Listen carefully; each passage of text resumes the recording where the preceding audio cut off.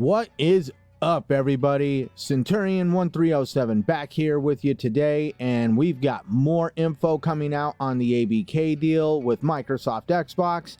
And this time, industry insider, trader, whatever you want to call him, Michael Pactor, has come out and given us some really good, juicy details in an interview with Destin Lagarie over on Destin's YouTube channel. And for those of you who aren't exactly know who Michael Pactor is, he's the managing director of Wedbush Securities. He is recognized by Star Minds as a top earning estimator for multiple years, and he's also considered one of the best on the street by the Wall Street Journal. And also to point out for Michael Pactor, he is actually not allowed to own any stocks in any of the companies that Wedbush covers. So he has no horse in the race here. He just spoke his mind, shot from the hip, and I'm just going to convey some of those thoughts and opinions that he had, especially when it comes to how Sony has been acting during this whole deal. And right off the rip in the interview, not even a few minutes in, he flat out calls Sony a bunch of jerks. He's actually tired of hearing Sony whine about this deal. And one of the main reasons is because Sony is actually one of the biggest pioneers of exclusive gaming content like DLC that is developed by third-party developers. And we're not talking about like the map packs from Call of Duty and the other stuff that's occurred in Call of Duty, because he even acknowledged what was done during the Xbox 360 era and how it got flipped back in 2013, where Sony was able to do the same thing back. And what he really was talking about was how Sony pioneered the concept of creating exclusive DLC. And this really kind of started around the time of Mortal Kombat 10 with the addition of the Kratos character in Mortal Kombat. Now, he obviously said that, God of War Kratos is a Sony IP, and this IP does belong to the Sony platform, but we did not see Microsoft come in and whine as much about Sony about how it's not equal. How does a multi-plat game have some kind of DLC that's exclusive to PlayStation? And PlayStation has pioneered that concept even further, where now we see game modes that are held back from the Xbox. We see progression that is quickly earned over on the Call of Duty games on the PlayStation side.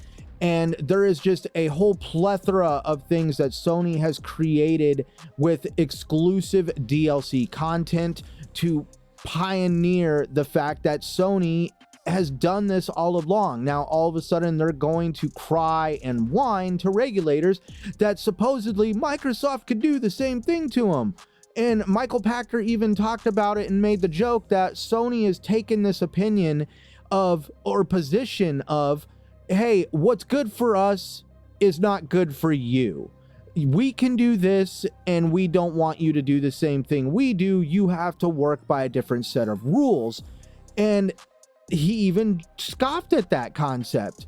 And he really wanted to point out that Sony is clinging to the past and the myth that their exclusive games and the stuff they do on their console is somehow relevant in today's changing gaming market with the new business models that are being presented by stuff like subscription services and free to play.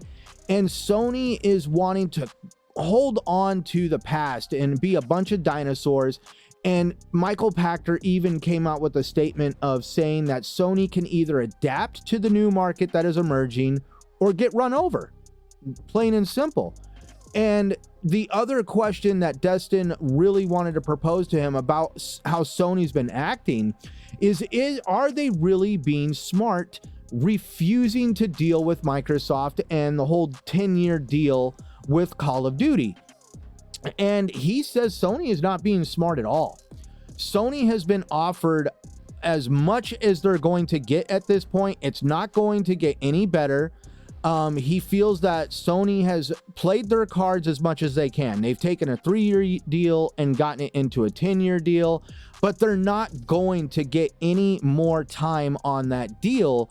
Number one reason is we don't know what the industry is going to look like in 10 years. He made a great example about how, what if the PlayStation 6 can't run Call of Duty in the state that it, in a state that is, what's the word, that's affordable to consumers. He said, what if it's extremely expensive to develop for and games cost an asinine amount of money? We can't promise anything past the PlayStation 5 ecosystem because we have no idea what the PlayStation 6 ecosystem is going to look like. And yes, I know Sony's not going to be silly and craft some immaculate machine that's going to be impossible to sell games for because it'll just be too damn expensive. It was just an example that Michael Pactor wanted to use, but it's definitely a big thing to think about that he wanted to point out. Are we still using the PS2 today? The console life of the PS2 was about 10 years. The console life of the PS3 was roughly around 10 years. He even asked, why are we all of a sudden demanding that we need to somehow give Sony a longer time beyond the console life of the PS5? He just feels that's impossible. So things are as good as they're going to get.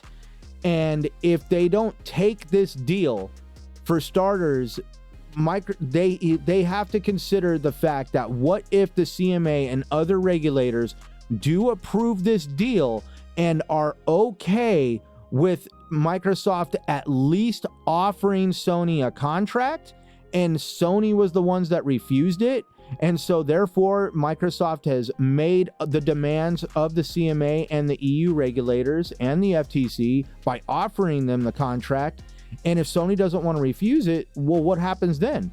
Sony would lose all bargaining power when it comes to the Activision titles, and they could potentially lose access to a lot of IP because of their refusal to even negotiate. He also wanted to point out that regulators should be very critical of Sony refusing to negotiate in the first place. He says that this is not how things are really supposed to work, and that Sony should have at least made a small attempt in meeting Microsoft at the table. And he's really referencing towards Jim Ryan's earlier comments at the conference in Brussels about how he doesn't want to negotiate for any deal whatsoever. He just wants to block this merger outright, which is why they were called a bunch of jerks by Michael Pactor. Now, I'm not going to say that this gentleman has a crystal ball, but he at least is a very educated individual. He knows what he's doing. He's had his position for 20 years, and he's done his job very damn well to earn the titles and the respect that his name carries. And so I'm not going to tell somebody that literally is sitting in a much better position in life, professionally and economically, that he doesn't know what he's talking about. He has made these statements out of his own fruition, and it's going to be real interesting seeing other things that he has come out and said in this interview. If you do want to see more of that, please subscribe to the channel. I will cover more of the details from that interview. And until next time we meet again, my friends, I'll see you around, and thank you for watching.